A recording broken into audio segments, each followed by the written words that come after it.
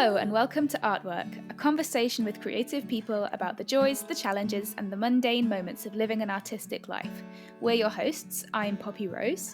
And I'm Brie Robertson. And our artist today is Yvois Rossiter, also known as Yvois, a music producer and founder of Éclat Crew.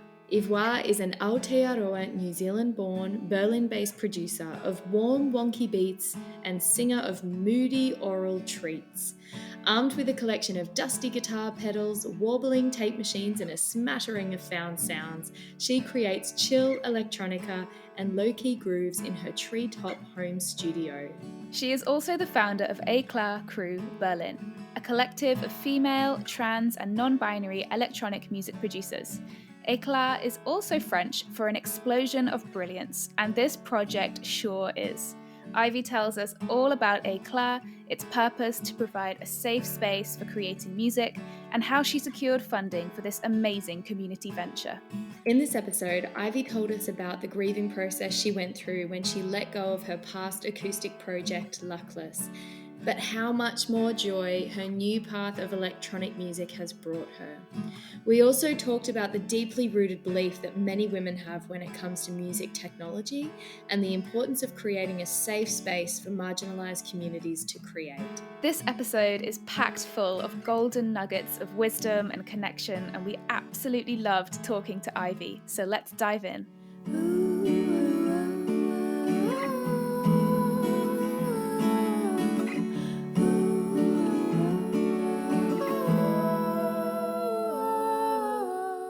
Welcome, Yvois, to the artwork conversation today. We're so excited to talk to you.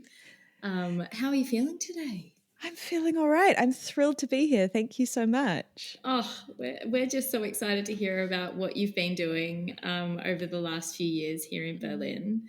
But before we start talking about that, could you give us like a little introduction of who you are and what you came to Berlin for? Where do you come from? You don't have a German accent. Give us a little bit of background on who you are. Sure. So, my name's Yvois.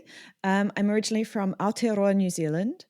I came to Berlin about 6 years ago. I was on tour with an old acoustic indie rock singer-songwriter, sing about my feelings type music project. And I was touring through Europe for 6 months and just kind of kept coming back to Berlin and kept being more and more confused by the place. Every time I came back, I'd be like, I don't know where I am. I don't know how any of this works. This place is amazing and confusing and brilliant and scary, and I think I want to live here. So I was very fortunate that my mother was born in the UK, so I was able to just kind of hang out for a little while without really making much of a plan. And so I would live in Berlin for a little while, and then I would go on another tour, and then I'd live here for a little while and go on another tour. And then all of a sudden it was 6 years later and here we are. Wow. And in that time I stopped one music project and I've started another. I did that thing where I discovered club music for the first time and was like, this electronic music thing. Who would have thought that moving to Berlin I'd get interested in electronic music? And so I started. Like, did you actually even move to Berlin if you didn't? I know, right? And start getting into club music. Exactly. And so I got intrigued by electronic music and started making electronic music, and also decided that I didn't want to do it by myself. So I started a collective for other electronic musicians. So that's where I am now.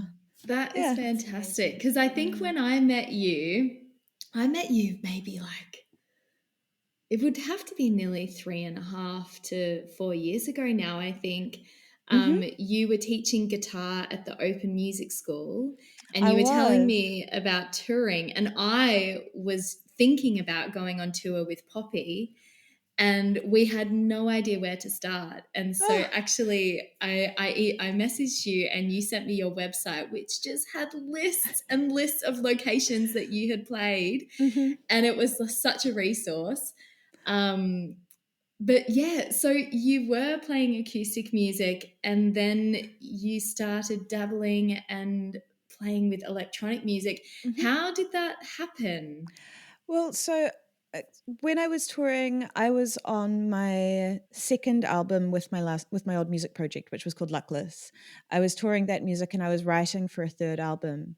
And back in New Zealand, I had always made albums in a studio with a full band and an audio engineer. But I was no longer playing with a full band. I was touring solo, and I had decided that I wanted to make the next record solo, record it myself, be a little bit more reflective of what I was actually doing live as a solo touring musician. And so I started dabbling a little bit in different DAWs, different recording software, and kind of wasn't really getting anywhere. And then met some people in Berlin who were making electronic music, and they kind of introduced me to their way of coming up with musical ideas. And they they introduced me to different ways of songwriting, different ways of approaching music very much as play rather than as sitting down with an idea and a pen and going to write some serious lyrics. Oh, cool. And all of a sudden, making music became this light, fun, bubbly, sort of very improvisational space where previously music making had been a little bit more focused and heavy and again all about my feelings. Yeah. And one of the musicians that I was playing with introduced me to the software Ableton Live, which was all very intuitive to use. Previously, I'd been using other DAWs, which just didn't inspire me at all. And I was like, oh, this is really cool. I can make a random sound and then loop it, and then I can make another random sound and loop it, and I don't have to know where anything's going, and I can just see what happens. And that was that really inspired me and made me really excited. But at the same time, I was trying to finish writing this third record for Luckless, and was getting a little bit burned out being an independent musician, touring and booking the tours and planning the recording and writing the songs and doing everything myself. Yeah.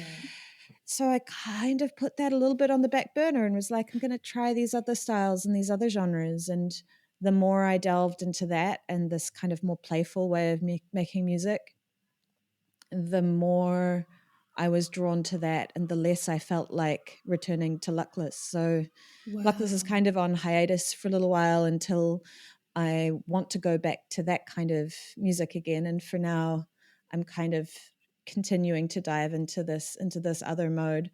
But it was kind of like a fade out of one musical project and a fade in of another. Yeah, fantastic.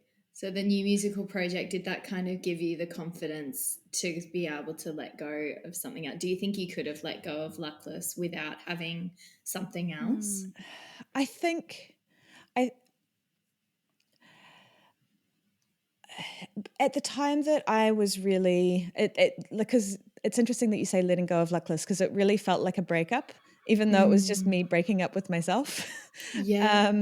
And there was a real grieving process there. And I think it was this moment of realizing that it wasn't, I just didn't have anything for it anymore. And at that stage, I was still at such early days of exploring electronic music. I didn't really know where that was going to go. I didn't know if it was going to turn into another musical project. And I had so much of my identity was that what was Luckless and had been for such a long time.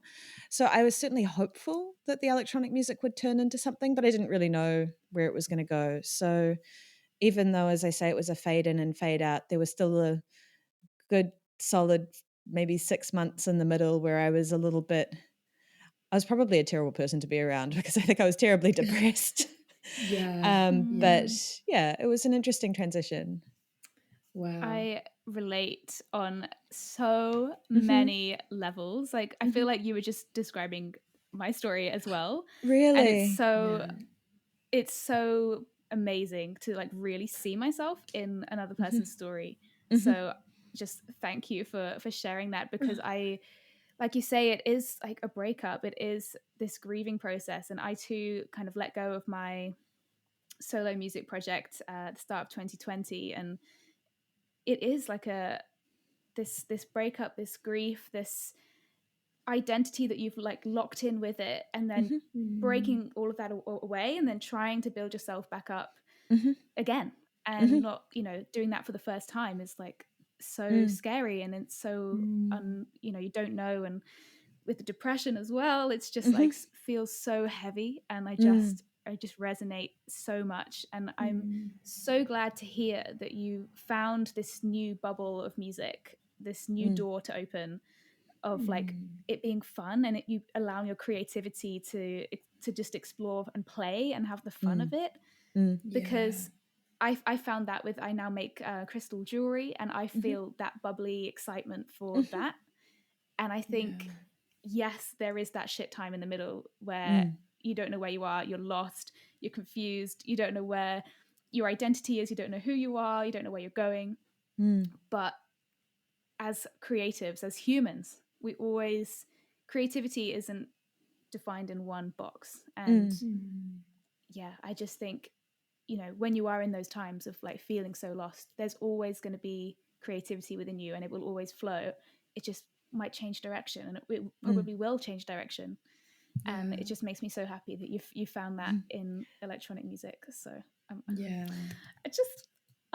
overwhelmed. It's really nice to hear your story as well, because I think I saw myself as this music project. And it was really hard for me to understand or imagine that my friends didn't see me as that music project. They saw me as me, who also happened to have this music project. And I remember thinking, well, what makes me interesting if I don't have this? Who even am I without this?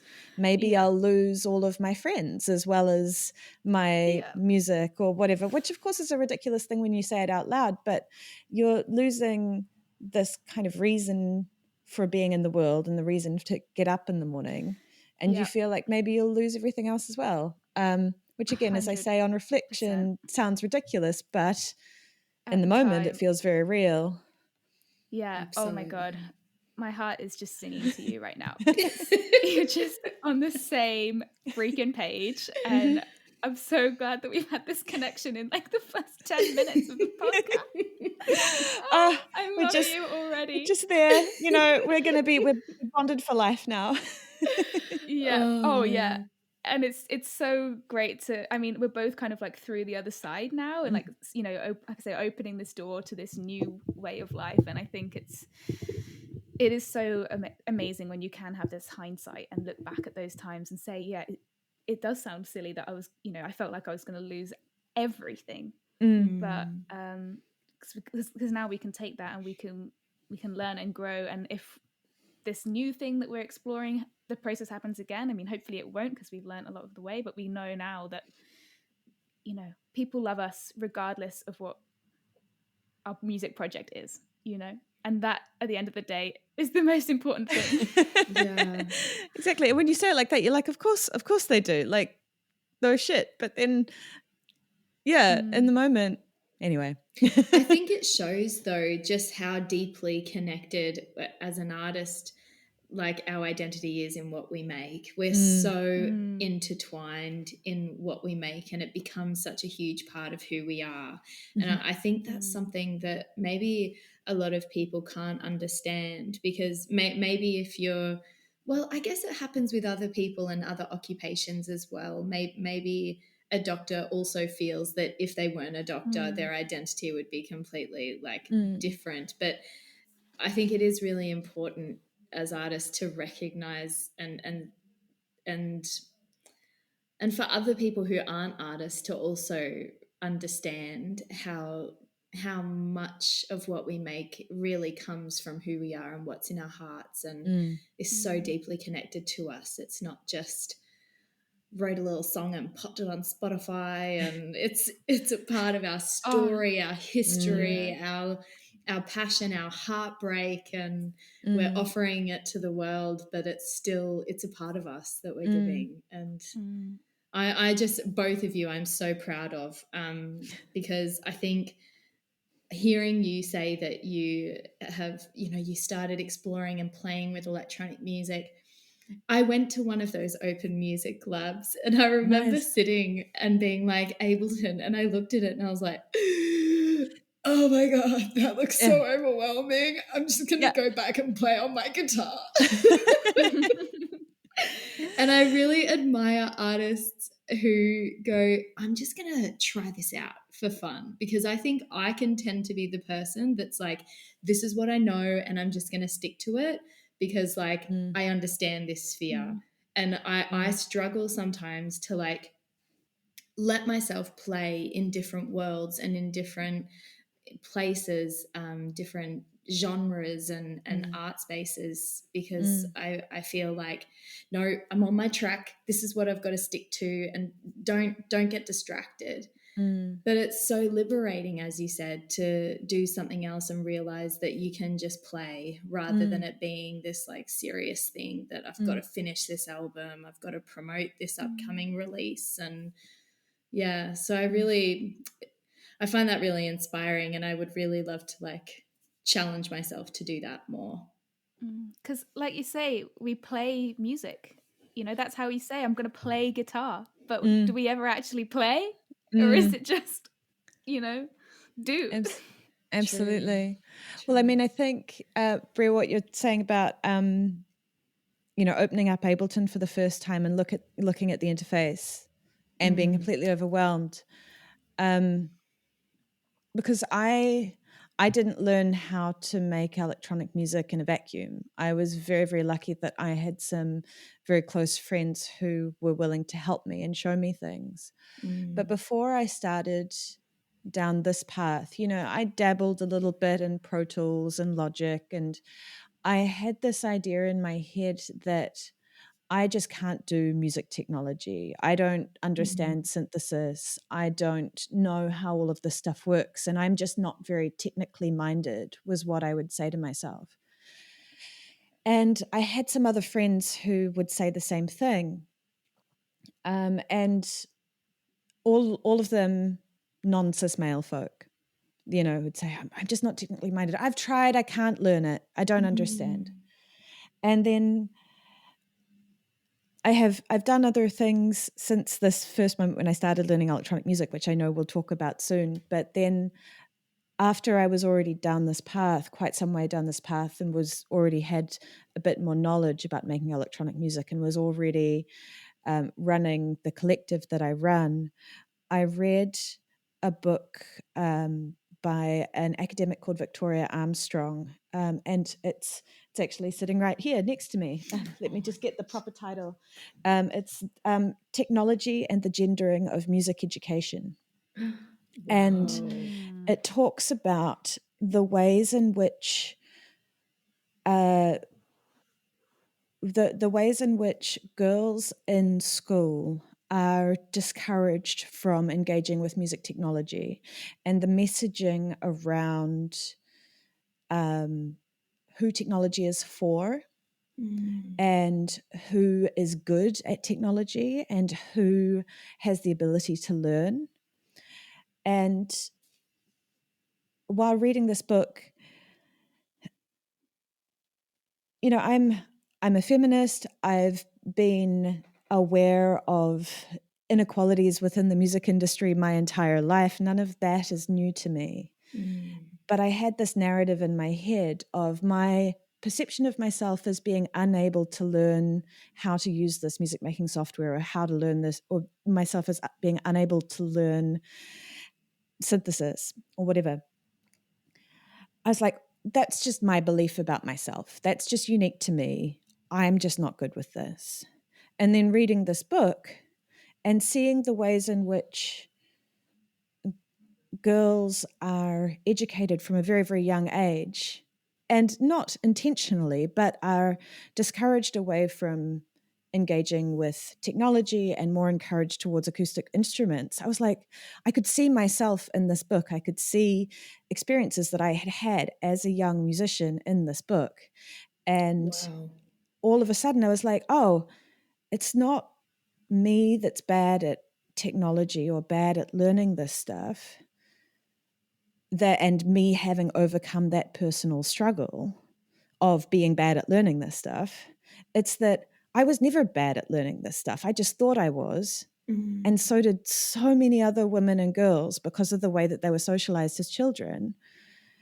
The number of people who grew up identified female at birth who say to me, I just don't know technology. I just can't learn this stuff.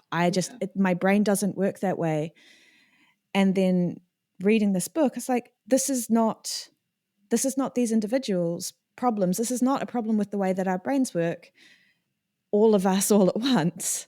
This is what we've learned through socializing. And every time a woman sits down at a computer and says, I just can't do this, there's nothing about her brain that says that she can't do this. She just believes that she can't do it because that's what she's been told her entire life. So excuse me while I go off in this long political rant, but this is amazing. Reading this book, all of a sudden I understood my own conception of myself so much more deeply. And this was when I was already quite far down the path with learning how to make electronic music. And by this stage, I was already running the collective that I run, which is a collective for female, trans, and non-binary electronic music makers, which entirely exists to empower and support music makers from marginalized genders. I was already practicing this in my life, but I just didn't have the vocabulary to say, this is why we all feel collectively like we can't do this. So, I love you. I'm going to come. I can do yes. it. I'm going to come and learn you how can to absolutely make do it. music. You are so right. Yeah, we need to be reminding ourselves of this. We need to be aware, like you say, from an early age as women, that we can do it. We can, and it's just because I think we all have this. Absolutely. Because we all have this idea of ourselves as individuals, even if we think of ourselves as feminists and beyond, the stereotypes that society will put on people who are assigned female at birth, then we still personalize a lot of the things that we've internalized. We still say, oh, well, that's just me. Yeah, I'm an empowered cis female out there in the world, making shit happen. That's great. But I'm just bad at technology. And that's just me. I'm more of a spiritual person, or whatever people say, without unpicking the things that we tell ourselves. And knowing that you can be both as well. But it just shows you how much is still ingrained deep within our psyche that we don't even realize is there. Like, that's what's so troubling about it, is that it's really pernicious. We start to see a few areas where we might be repressed and we break out of that, but there are so many levels of it that we might not ever realize. That's just amazing. Oh my gosh. You've really blown my mind. Tell us more. I just need a moment. I know. Because I'm always and I wanted to talk to you about this as well. And like, so many of our questions are wrapped up on like, why did you create this community? And I was going to ask you, like, what is it like for females in the electronic music industry? And I expected you to say like, well, there's not enough of us and blah, blah, blah, blah. But it's like, that's why there's not enough of us, because so many don't try, because they don't even believe that they can do it, which is one of the reasons why we don't see. But I think because it's only been very recently that women can do these things. Like, not even that long ago, we had to have a man to open a bank account for us, and we couldn't own property, we couldn't vote, and I think, yes, it's so amazing that we're discovering all of these ways that we've been like oppressed and socialized in differently to males, but it's also it's still so fresh, and we're doing amazing, and there's still so much more to do. Well, I'm just going to plug a little movie that's coming out. It's going to be available to rent online soon, I think. It's called Sisters with Transistors, which is talking about the history of electronic music and the women, the really groundbreaking women who were part of very early developments in electronic music production.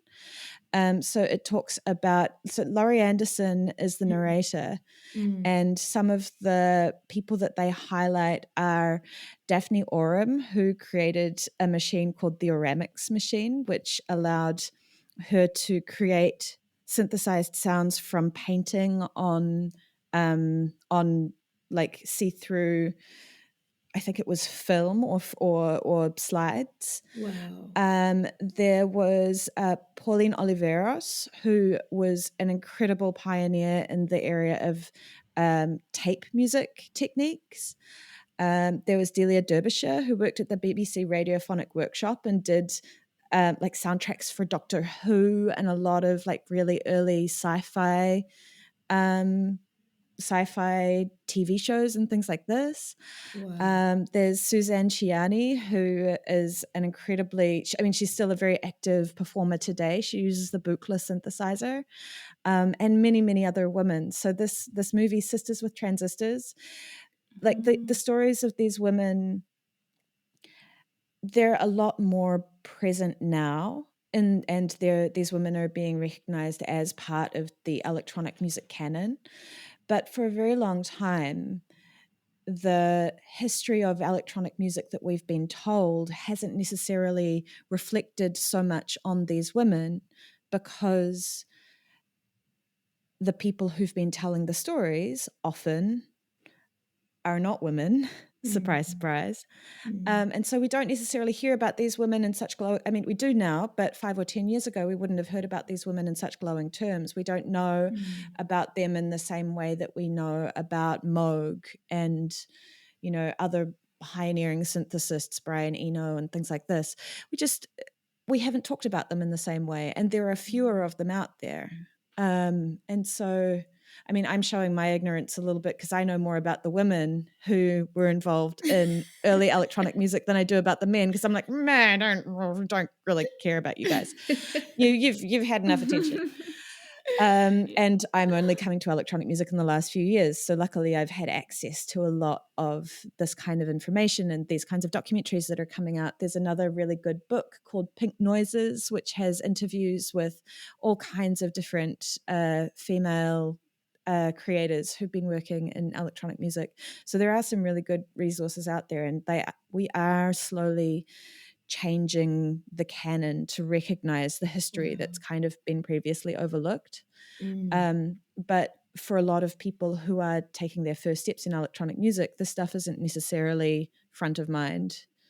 And once people manage to get over the barriers to start making electronic music, of course, there are barriers at every step of the way. There's exclusion, there's sexism, there's boys' clubs, there's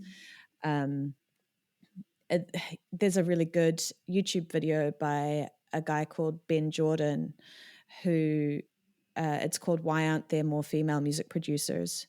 And he does reflect on the absurdity that he's a white cis male doing this video, but it's a very, very good breakdown of the number of barriers to entry at every single level for non-cis male music makers and music makers from marginalized genders. So yeah, it's definitely worth a watch if anybody is interested.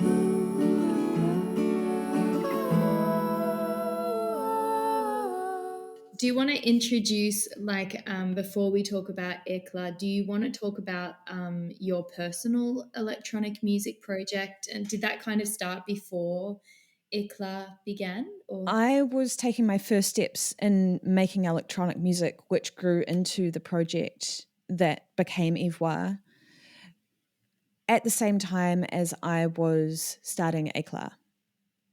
All right. Tell us about it all. I can't wait to hear it.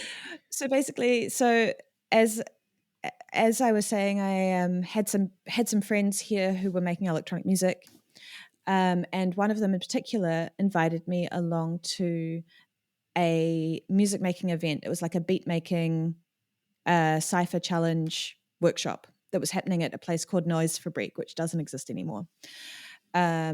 And this event was called Strength in Numbers. And my friend kept inviting me. He was like, look, it's a really friendly environment. Lots of people are beginners.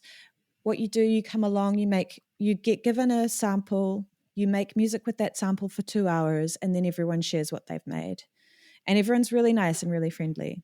And this friend of mine, he makes music under the name Orimoto, and he was saying it's very friendly, all the guys there are really nice. But I was too nervous. I was too scared. I need to learn more. I need to get better. I'm not ready to be in a group of people. And then I met someone else who was going to this event, and her name is Natalia, and she invited me. And when she invited me, I was like, oh, well, if Natalia's inviting me, then yeah, maybe I'll go. Apparently I needed to be invited by another woman for me to get up the confidence to go along. And I went, and I was terribly nervous because also being a cis woman in a space like that, I felt like I had to prove that I was good enough for all cis women to be there. I felt like I had something to prove. But all the people who were there were really nice. The guy who ran the event, his name's Galen. He was really nice. Everyone was really welcoming. People were really helpful. Anytime I ran into a problem or didn't know how to do something, I could wave someone over and they would come and show me and help me, which is so much better than trying to look something up on a YouTube tutorial. And I was like, oh, okay, this event, you go, you make music for 2 hours.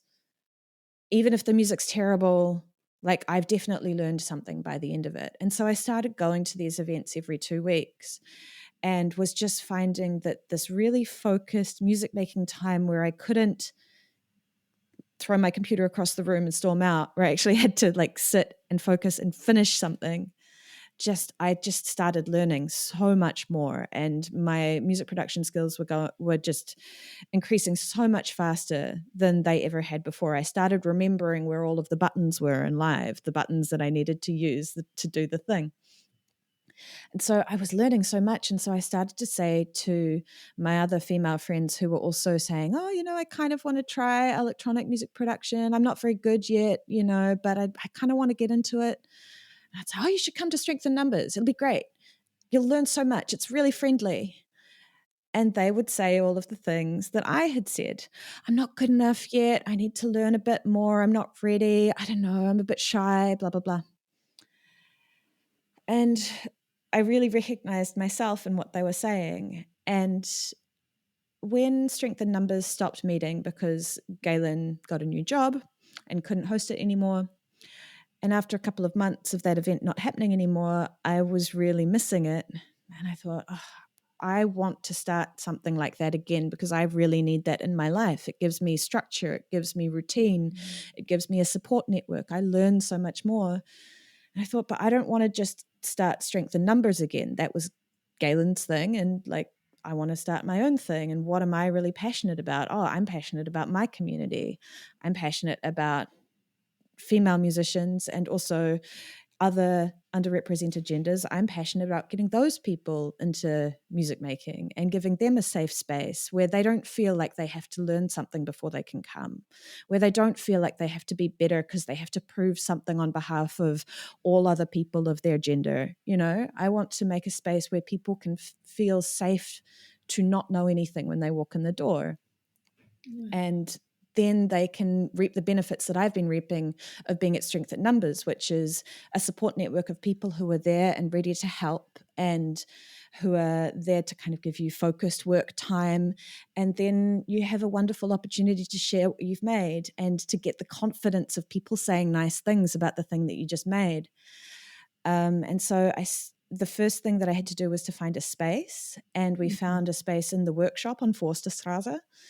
And the woman who runs the workshop, Mary Fisher, she was just so supportive of us right from the get-go, and she didn't charge us any money to start with either. We could use the space for free. And yeah, I put the first one on. We just put an event on Facebook and didn't do any advertising. And I think there were like 5 of us at the first meetup.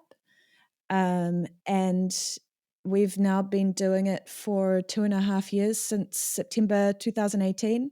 And one of the people who came to that very first meetup still comes. Wow. And so, yeah, so we've got this community of music makers. Some people come for every event. Some people just pop in and out. They know that we're always doing it. So there's a real routine and a structure. People know that every 2 weeks there's an Éclat workshop, and that can become a real part of their music making practice. And for me, that was a huge part of my music making practice that led to my music project now, Yvois, because one of the things about learning software or learning any piece of equipment, I think, is the more often you play with it, the better you remember how to use it. And the longer you leave it, the scarier it is to reopen it. Oh, if you 100%. And so for me, knowing that every 2 weeks, no matter what else was going on in my life, every 2 weeks I would be opening up live and I would be sitting down and I would be making something. And the more I did that, the more confident I felt to open it up in between workshops, because I was like, it's not going to be a terrible experience because I remember how to do it. And so gradually, with that structure of having this event every 2 weeks, I would make a little 2-minute beat. Nearly every time I would get a little bit better. Sometimes it would get worse, but that was okay. Yeah. And I gradually built up this little kind of library of music that I had made that I was starting to actually feel really proud of. Wow. And gradually it just got to a point where I was like, I think I've got some finished tracks here. I think I've got some things that maybe I could make a live set out of, and maybe I could, perform at this little event at the workshop that they had once. And then that led to me doing another little performance at another little kind of gallery art space. And eventually that led to my first club gig, which was at Gretchen right before lockdown in February 2020, which was amazing. And then, of course, everything closed down. Yeah. And so last year, after I kind of dug myself out of the depths of COVID depression, I started renting a studio space and started working on finishing some music for an EP, which is now, my first EP is going to come out at the end of May with a little record label from Canada. Oh, so I'm very excited. Goodness. I am so excited for you. That is amazing. So that was kind of, sorry, that was very long-winded, but that was kind of my journey with it. Absolutely, You speak so articulately about your journey. Like I just, you were speaking and I was like, oh, she's answered that. Fantastic. She's answered that.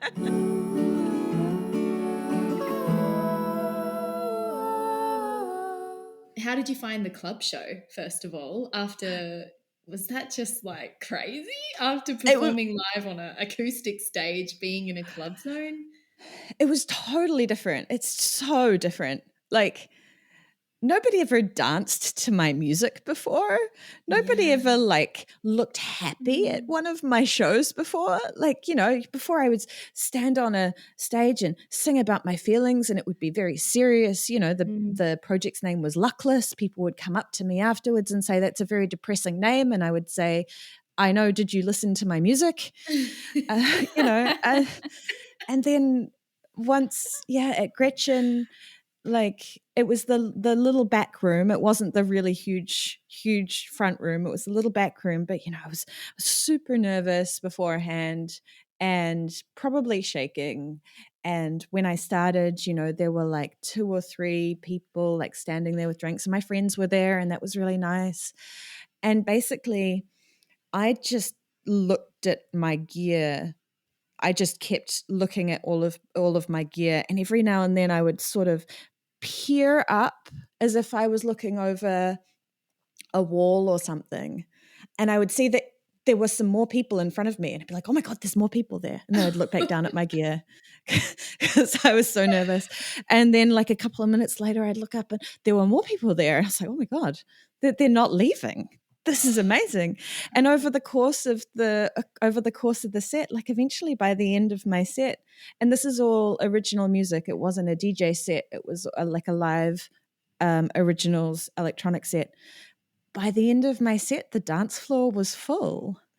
And Oh, everyone Yes, girl. was having a great time, and they all clapped at the end. And then I met this woman who used to play in the band Malaria. I don't know if you know, it was Gudrun Gutz, a punk band from like early early Berlin days, like in the late wow. 80s. And she came up and she really liked it.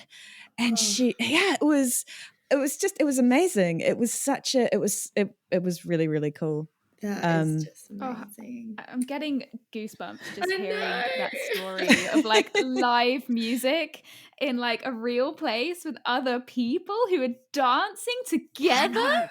I Like know. that's just so magical, and to I hear like your smile and to your joy know. about it, it's just, it really is, in the best way of the word, infectious. And Mm. yeah, I really feel that joy for you, and I'm, Yeah. yeah, so I really pray that you can do some more in the future, and I want to come, I want to dance to your music. Well, it's funny though, like, yeah, describing it now, it seems even more unbelievable that that actually happened. Because Mm, now I'm like, what is a room with people in it? Yeah, mhm. yeah, totally. I'm so glad you got to do that before lockdown and have Yeah, that like moment though. And I Mm, can yeah. imagine it must have been such a cool experience to like be performing, but in a completely different capacity and like a completely different mood and a completely different mm, style of like mm, the listener audience relationship. Like how cool to be able to do music, but in just a totally different way. mm. I just find that Yeah, awesome. because it just feels like with electronic music, the whole experience for me is just completely recontextualized. This project makes me smile and makes me want to dance, whereas my other project was like therapy in public. Mm, mm-hmm. Mm, And it was therapy in public is, I mean, it's good. I'm still very proud of the things that I did with that music. But also if you're sending someone your music and you're like, if you don't like this, then I don't know what I'll do with myself. Whereas with Mm, this other music, it's like, I like it. So I'm just going to be over here dancing. And if you don't like it, it doesn't bother me as much. I mm. don't know. I mm, don't know why that is. Yeah. I was mm, going to ask you, like, as a, also coming from a singer-songwriter background where it's like when we're writing songs, it comes from the depths of our heart and the stories that we are living and the people around us are Mm. living. Where does your inspiration come from to create an electronic song? Like, where do you start with it? Do you see something or do you have a story that you're still sharing, but in a different way? How does it It's work? usually it's less narrative and it's more exploratory. There's usually a mood or something that I'm conveying in the process of making the track. I know a lot of people will start with a concept that they're trying to convey, and Mm, sometimes I will. But for me, it's usually more a process of taking a musical problem and trying to solve it, or taking a sound problem and mm, trying to solve it, because most of my music starts with a sample. Most of my music starts with a sound that already exists in the world.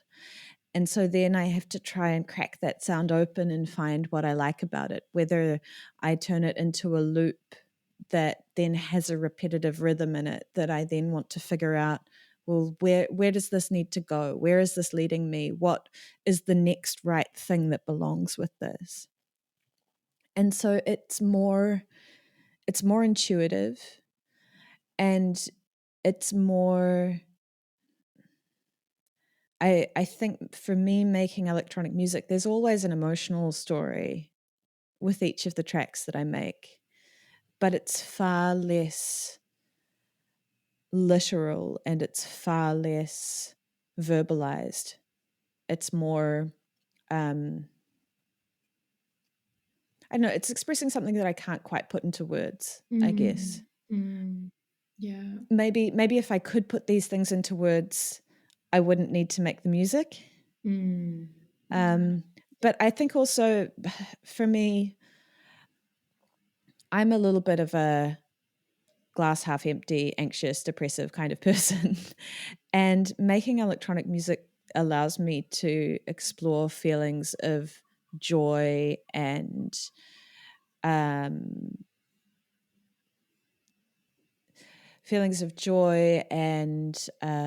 exuberance and affection and much more positive emotions that I was never really able to express through acoustic music or through lyrics, because they would never feel quite right. They would never sit like I'm not sure if I've ever written a happy song, to be honest, when I'm actually using words. But there's something about making electronic music where I can, feelings of nostalgia or expressions of beauty or kind of, it's a much more joyful space to be in for me, in a way that writing with words never was.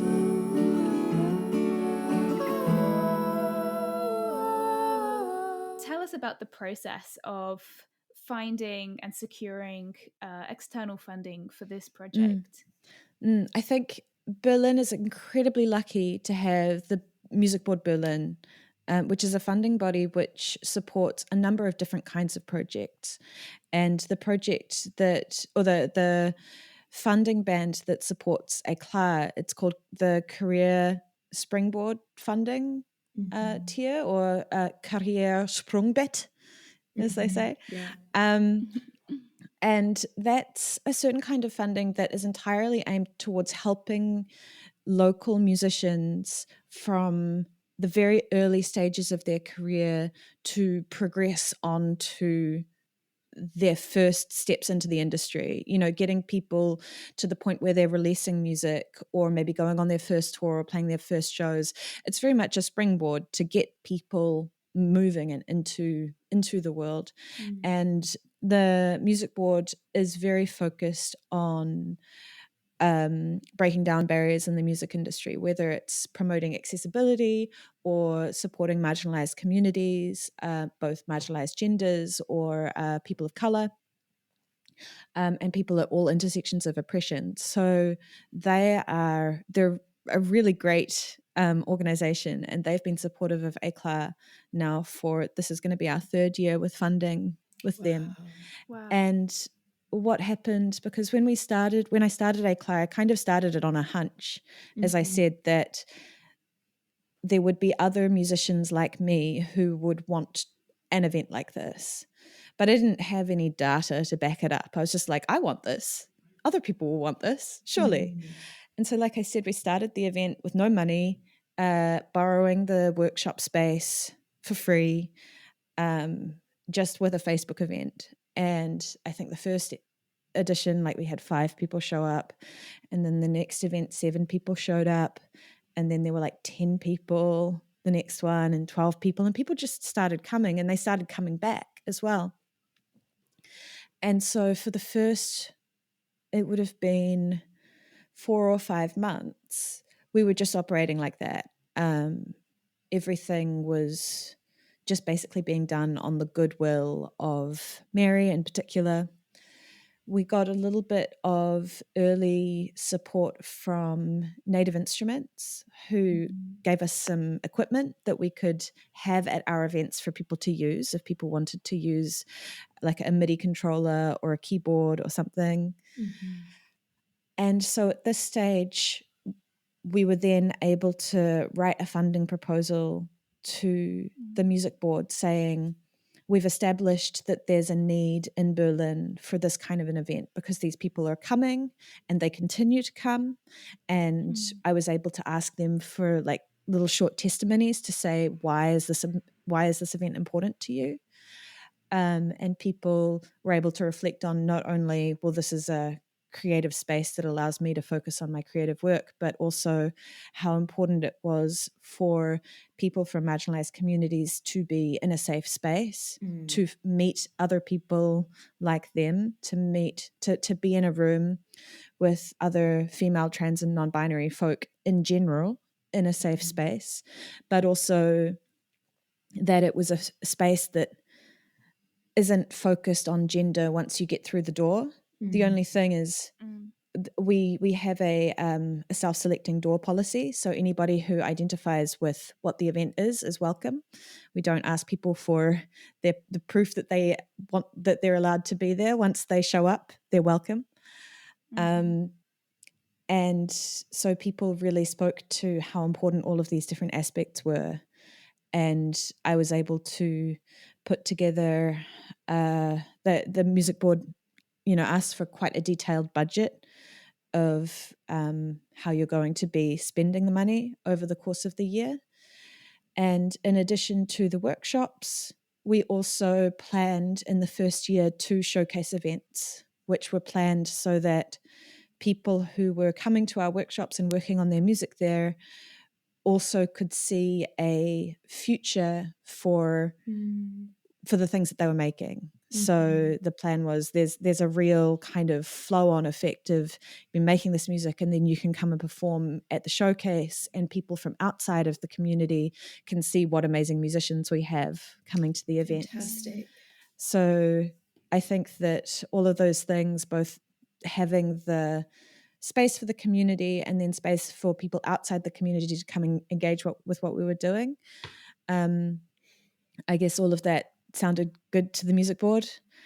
I do want to say also, I went to speak to them before I put the first funding application in. I went along with Mary from the workshop, and we went and spoke to them and explained what we were doing and asked them for advice.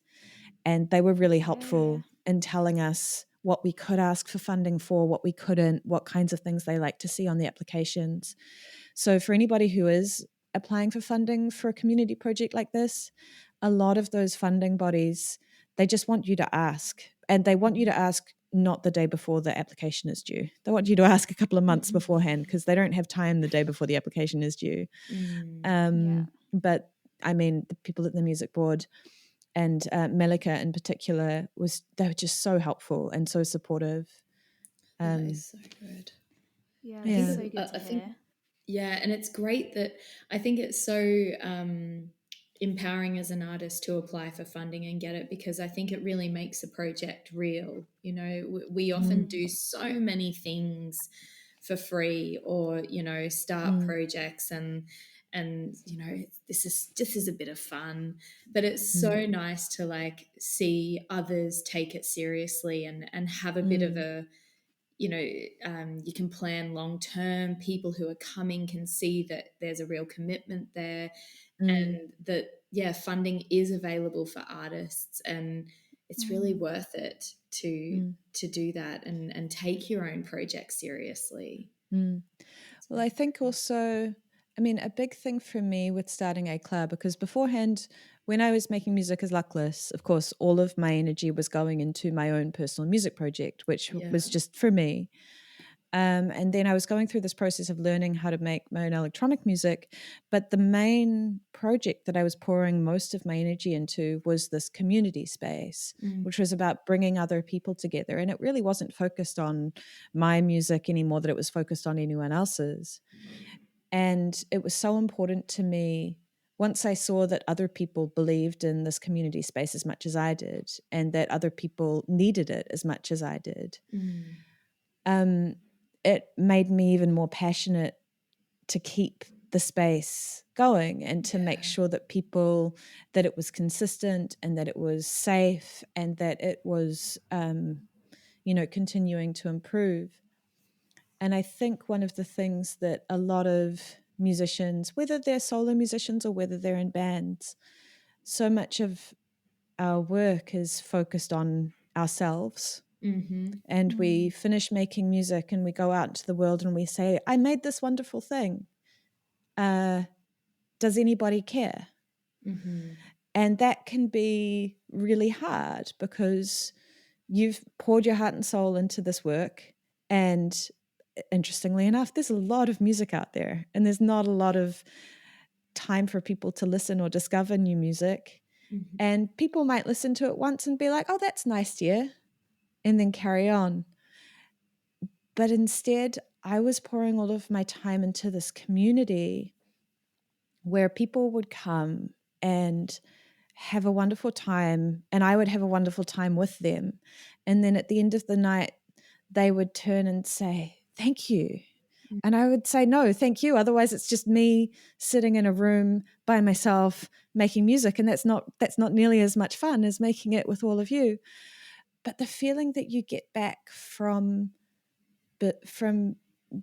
making a space for people to come together, and a space that people really want and people really need, that is a very different kind of feeling. And I think for me, making my own music, while I'm super passionate about it, it wouldn't be nearly as much fun if it was just me. Yeah. And I think the idea of making a scene, making a community, building a community, holding space for people, bringing people in, hearing what they really want, or going on a hunch because it's something that you want, and then seeing if that's a thing that they also want. So often in the industry, we're looking at the industry around us that doesn't care about us as individuals and being like, why doesn't this industry care about me? And, you stomp your feet and you shake your fist and it doesn't change anything. And I think the only way that we're going to make it might not necessarily change the global music industry. There's still going to be a millionaire or a billionaire at the head of Spotify, and we're still going to be getting fractions of a cent for every stream. But if I can sit down in a room every 2 weeks with other passionate music makers and people who've been doing it for years, and also people who've never done it before and get to make their first track in that moment, and I can be surrounded by these nice people, all of whom end the night smiling because they just made music together. Like, I feel like that's what's kept me going more than anything else that I've done by myself for myself, Yeah. Oh, I totally am just in love with everything that you're saying. And I think there is so much power in, and so much strength in community and doing something bigger than yourself. And I resonate because I realized, like, when I was kind of getting towards the end of my music career, oh my god, it sounds so huge, but yeah, I felt like I was being quite selfish, and like a lot of my work was very me centered, and I wasn't thinking about the wider community. And I was thinking like, well, I'm going on tour, like, come on guys, like this is everything. But what I love now about me and Brie having this podcast is that sense of community, and that sense of we're creating a platform to share other artists' stories. And that has given me so much more sense of purpose and joy in what we do, because we've created this entity that's separate from ourselves. It's not got our faces on it. And we're just kind of holding people up once a week and saying, look what this person's doing. Look what this person's doing. And I just love that. I mean, I've got nothing against art for, your own sake, and being focused on the things that you make. I think that's, I do think that that's how people make great art, is by being really inwardly focused. And I think that's a really important part of the process. Yeah. But also from that, you don't get any input from that process. You don't get any, it's very internal. And then when you come out to the world and you say, here's the thing that I made, sometimes people might get very excited about it and give you that input that you need for it. But sometimes they won't. And I think that was one of the things with Luckless, because of course I was doing everything myself, booking tours, making records, or trying to make records, and playing shows. And I had a very unsuccessful tour back in New Zealand, I'd gone home to say, hey, I've been in Europe for the last 2 years and I've written all this great music and I'm going to make a new album. And, isn't this so exciting? Spoiler alert, it wasn't exciting for anybody except me. And nobody showed up, or very few people showed up. And I was like, oh, why am I doing this? Nobody else is asking me to do this. And I am burning myself out doing it. And so I wasn't getting the input from the external world that I needed to stay, to keep going through this very insular process. Yeah. And so then one of the things with Éclat is because it's a community, there is a real sense of mutual support. It's not that they're supporting me as Yvois, it's just that we are all there making music and seeing each other make music and saying truthful and good things about each other's music and creating an environment where we have that support and we have that encouragement in a way that we don't when we're just by ourselves. Yeah. And so while I absolutely support that insular, selfish process that making good art requires, I think that in this failing late capitalist society that is inevitably going to burn to a crisp because of the heat death of the universe or climate change, one or the other, whichever comes first. While we're still here, we're faced with an indifferent world that isn't going to listen to us. We have to create our own little worlds within it of people who are going to create the kind of love and support that we all deeply need as humans in order to continue doing what ultimately is quite difficult work in creating things. Yes. And also what you said earlier of like, maybe you can't challenge the global music industry, but you can make your own path with your community and together you can change each other's experience of being in the music industry. And I think that's really amazing. Absolutely. It just makes the journey so much more enjoyable and so much more inspiring than trying to slog it out and fight against the patriarchal music system that's been set in place. And how much more exciting to do it together in a safe space with a group of people who are just wanting to cheer you on. I just think it's fantastic.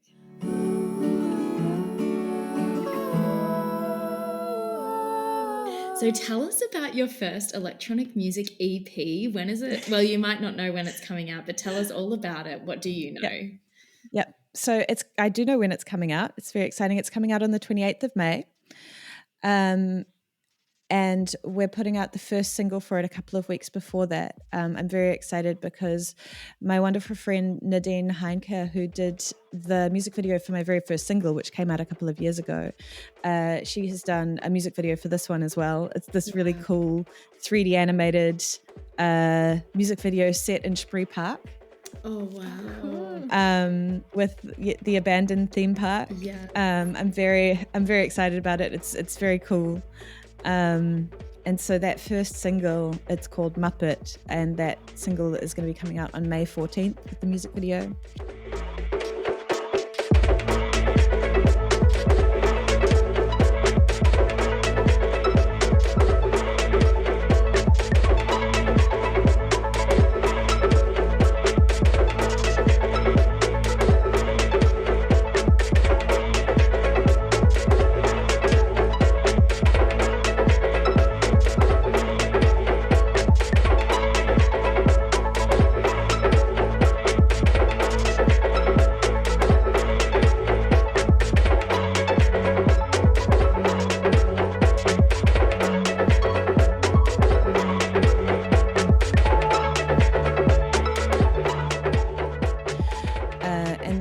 It's 4 tracks. It's called When We Dressed in Gold. and it comes out on the 28th of May through this little record label called Secret Songs, which is run by a Canadian musician and producer called Ryan Hemsworth. I was connected with him through another friend of mine who heard my music and said, "Oh, I think Ryan will like this." And so, Amazing. yeah, it was a nice friends of friends situation. Yes.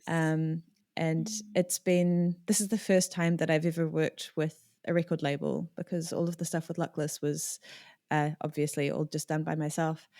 And it's so nice to have someone who is excited about your music and is like, yes, I'd love to help you, find an artist to do the cover, or, I've submitted all of your music to the distributor. You don't have to do that. Oh, It's wow. kind of amazing. So yeah, I'm big love to Secret Songs for all the support they're giving me. Wow. And that's also just like so much synchronicity of like this Mm, this diversion that you took has grown into something, and the right people have crossed your path, and it's mm, flowing. Like yeah. that's such a good sign. Yeah, it really is. It really is, and it just feels like. I mean, I definitely have felt at different times that maybe I was getting too old. I think that's a very normal one for cis women to feel. If you're not 22 years old anymore, and people maybe won't be excited about you anymore, maybe you're past your prime or whatever. And it's nice to be having like to feel like everything's sort of. I mean, despite COVID, everything's sort of just happening in a like at a pace that I can handle, but it feels like progress in a world where everything is kind of static, which Yeah. is a really amazing feeling. That is amazing. Yeah. Wow. Oh, Ivy, before we say goodbye, we always finish on one final question where we ask you to share a word of wisdom that maybe you've held on to on your own artistic journey, that maybe our audience can learn from or can take with them today. Is there anything that you would like to share? So this is something that resonated with me a lot, but that sometimes it's difficult for me to hold on to. But when I think about it and I remember it, I think, oh yeah, that's right. That's a really helpful thought. And then I forget it again. But so in 2017, I went to the Loop Summit at the Funk House, which is a big 3-day music making event that Ableton puts on. And it's all about inspiring music makers. And there was a musician there called Kaki King, and she's or maybe it's Kaki King. I don't actually know how it's said. I'm going to say Kaki King. She's a guitarist, and she was on a panel talking all about creative blocks. And she was talking about, how some projects can just become so overwhelming, and the feeling of, how am I ever going to get to the end of this? Or I can't, this is all too much, or I'm running late. Everything's too, like, I should be at this stage now and I'm not, and what am I going to do? And she said, the thing that you have to do, you just have to do the next right thing. Yeah. You don't have to do all of it, just do the next right thing, whatever that is. So I'm someone who really struggles with anxiety and option paralysis and being overwhelmed. And so when I think about that, what she said in that panel, her just saying, you can't do everything. All you can do is the next right thing, and then the next right thing, and then just see where you get to doing that. Thank you so much for sharing your story with us, Ivy. You my have God, just yes. bombarded us with so much amazing It's information. just been so nice to meet you and just like see so much of myself in you and your journey, and I haven't met anyone who's gone through that same experience, like the way that you exactly described it, because it was the exact same for me, and that's just so special. And I just I love you. I want to give you a big hug. Yeah. Thank you for letting me just ramble on and on. Our pleasure.